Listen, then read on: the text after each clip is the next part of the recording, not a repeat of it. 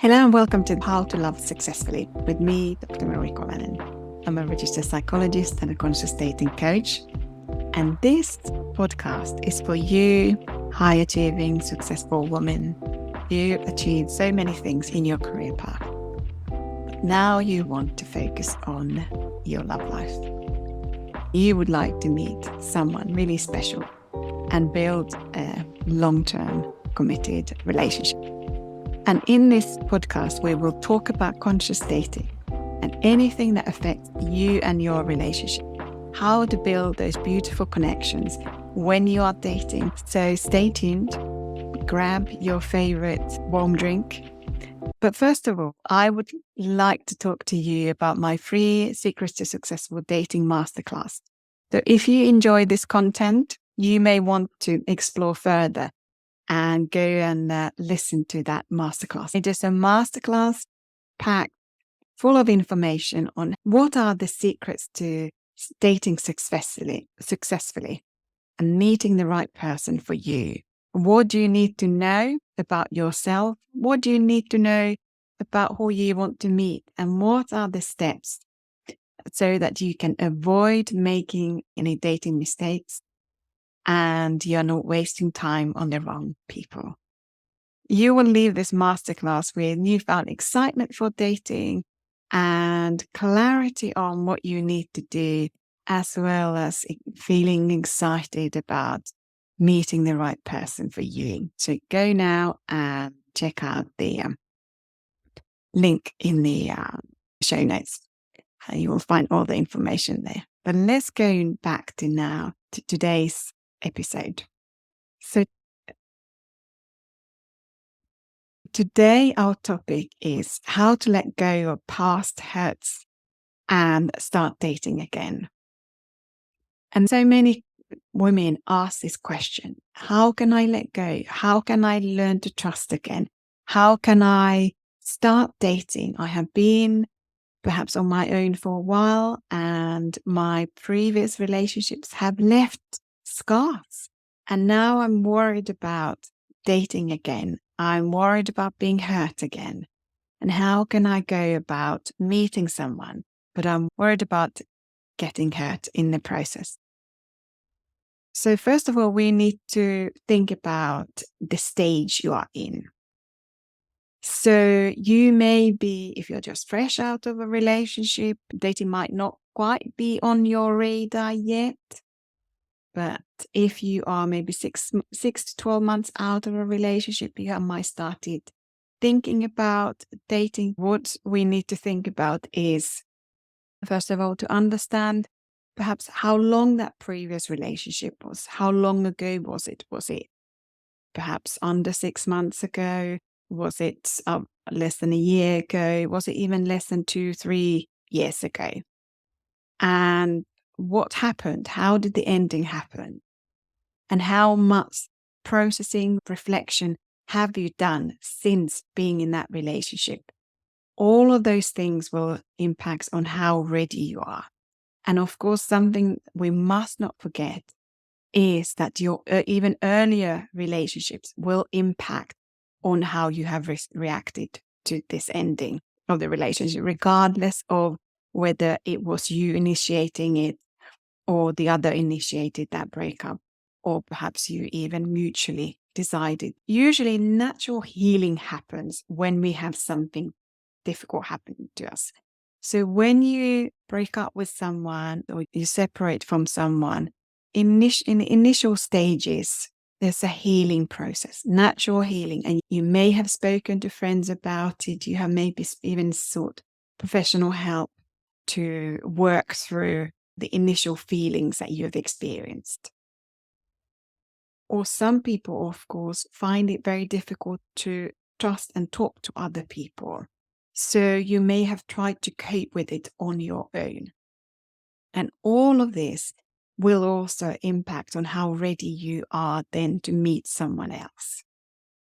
So the natural healing usually happens between 6 to 12 months, of course, depending on your personal circumstances. But often after 12 months, after 18 months, after 2 years even, many people start to feel ready then to meet another person. Some people feel stuck. And even after maybe even 5 years may feel like they're worried about starting dating again. Regardless of which stage you are in, it does not mean that you just have to wait and you will either get ready or not. There are things that you can do to help yourself to heal better. If you imagine that your emotional wounds are also like your wounds on your skin, perhaps if you cut yourself, and over time with nurturing care, even those will heal. So emotional wounds do need attending to, and that is really part of the healing. In my one-to-one coaching program, I help my dating coaching clients to get ready to date. And the outcomes often vary depending on where someone is when they start. And we are, of course, so different and we respond differently to different things. So I will now talk to you about the process that I take my clients through, and that helps them to get ready to date. And many have even met someone special during that time. So I take my clients through Empowered Love Blueprint process. And it is a process that I have put together based on my scientific knowledge as a registered psychologist, conscious dating coach, and relationship therapist when I work with both men and women who have been in different stages of their relationships. What I've learned also in my own relationship, because that has been my testing lab, of course. What I notice typically is happening with my clients who come to me. They have been in relationships which have ended, and often there's a fear that because I ended up in the wrong relationship in the past, I ended up getting hurt, that this might happen again. And how can I protect myself? How can I make sure that I don't fall into the same traps again or end up attracting the same kind of guy who is not showing up in a relationship, someone who is not reliable, trustworthy, and someone who respects me as the person I am today. So clients come with quite a lot of anxiety around relationships, and it may not always be so obvious, but perhaps in certain behaviors it comes out. For example, avoiding dating or thinking about it, not quite having the confidence to go out there. And this might be where you are today. The whole process is about helping you to date in a way that leaves you feeling good and empowered. The step one is turning the attention inwards. Many of my clients often focus in their relationships outwards. There's worry about, am I good enough? Am I this enough? Am I that enough? Maybe I'm too much. Maybe I'm asking too much. It is important then to turn the focus inwards first. And this means about getting to know yourself and including all parts of you, even the parts of you that you may find more difficult to tolerate. And we will identify also any blocks to love, because we have all developed various mindset blocks.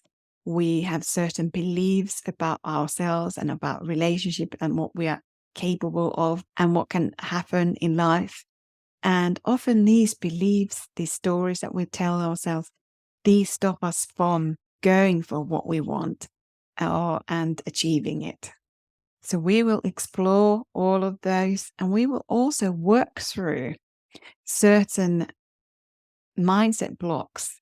We will do processing work. If there have been any, perhaps, incidents in a previous relationship that have really knocked your confidence, we can work through those so that you can feel your best self and you can feel more confident, because those things that used to weigh you down are no longer there. So this is a really key step, this first step. And then step number 2 is then adding another layer of love. And this is about how to practice self-love. And this is about figuring out how can you nurture yourself in a way that leaves you feeling amazing, confident, and ready to meet someone from that state where you are feeling your best. You have all the tools for regulating your nervous system and dealing with difficult emotions as and when they arise. For many of my clients, whether they're aware of it or not, there might be this underlying anxiety and an almost assumption that the other person should complete us. So the focus is on the other and worrying about, will someone like me? Or expectation that someone else completes you, heals you. And there's such a emphasis on the other to be something that of course they can't be, because we can only ourselves give that love that we are seeking. And we should focus on giving the love to ourselves first. And then only dating from that place, then you will meet the right person for you.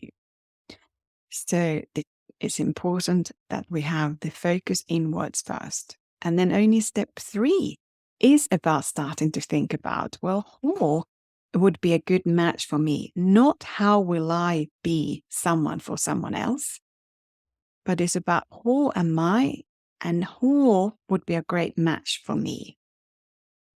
And this is a really important exercise to think about, because many people go and start dating and do this what I call autopilot dating. And this autopilot dating I've also talked about in other episodes, which I can link here below. And it is really about just going out there and hoping for the best. But it is so important for you to figure out before you're dating, or even if you're dating right now, figuring out who would be a great fit for you as a person you are, not the person who you want to be. Of course, it's good to have aspirations, but it is important that you are looking for a person who you are today, even if you then become even something different, because this is where we are starting from, and then you can grow together. It is also important that you're thinking about someone who they are today and not about someone's potential. Because if you focus on someone's potential, the chances are they will never become that, and you will be disappointed and frustrated. Then step 4 is about dating knowledge, the science behind dating, and understanding how to meet the right person for you. And even understanding about skills in dating. Dating is a social skill like any other skills. At work, in meetings, you use certain social skills. And in dating, it's slightly different kind of vibe, and it should be a different kind of vibe. There might be common elements, but it is a skill that you can learn, even if you feel quite rusty. Perhaps you haven't dated for a while. So absolutely, you can learn that. So those are the 4 key stages that I take my clients through. And it doesn't always go in that sequence, but many times it does, because it's all individuals coaching and we start from where you are. But of course, usually it starts from you. And then we'll figure out all the other pieces, because you are the most important person in this process. The outcome of this dating coaching process is that my clients have reported feeling more confident to go out there and meet people. They have knowledge, they have self-belief, and kind of feeling more empowered, that they have the tools to recognize the right person for that. Has reduced the anxiety and worry about how and when and will I be liked and all of that kind of stuff. Because the focus, first of all, has been on you. But then, however the dating process goes, then that is secondary, because you have established this wonderful connection with yourself and you are your own best cheerleader. Then when you go out on dates, you radiate this energy and you feel good to meet other people from that place, because it's not about you trying to fit in with someone. It's about you going out there and figuring out that does this other person, do we have enough? Do we seem to share values, interests, and so on? Clients are more able to communicate what they really want in a relationship, because of course, many times women shy away from being quite frank about what they want in a relationship, because we've been told that you shouldn't be talking about certain things straight away. But it's also about not wasting your time when someone else is not on the same page or looking for the same kind of things. So having this roadmap to dating consciously and finding the right person for you puts you really at ease when you're dating. And many of my clients have met someone even during the process, or at least have got ready to meet the person, because they have everything, all the tools and the experience now on dating. So if that is something that you would like to know more about, I highly recommend you to go and listen to Secrets to Successful Dating Masterclass. I will leave the replay link below. And remember, give yourself the love you're seeking, and you will find the love you want.